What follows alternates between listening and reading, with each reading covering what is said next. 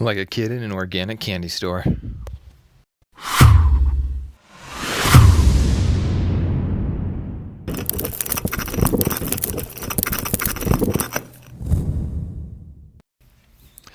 First thing I looked at and I saw this, it is dark chocolate, and I think the photo doesn't really do it justice. It compensated a little bit to make it look a little bit more like milk chocolate in my opinion, but it's a really nice dark, rich, dark chocolate, and man, it takes me back. I remember being a kid and I really enjoyed Milky Way darks, and just seeing this look like that, I was like, man, it took me back.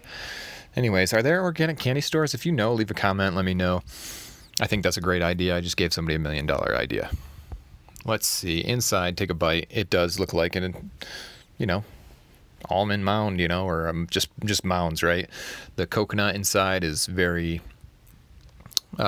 delicious, chewy, not dry at all, moist, and wow, is this enjoyable. It was only 1.5 ounces. That's maybe the biggest bummer. 210 calories, that's pretty good in my opinion. I like that. And there's not a ton of carbs here. If you look at the net carbs, subtract fiber from total sugars, 11 grams. So not too bad. Again, this is going to be a treat. It's not going to be an everyday thing, that's for sure. And then when I looked at the ingredients list, I was pretty happy. Lots of times it says organic before a lot of these ingredients. It says sunflower lecithin. Oh my gosh, one of my favorites, instead of soy lecithin. I mean, at the very end, you do see it does say soy lecithin. So that's kind of the bummer. 5-star organics?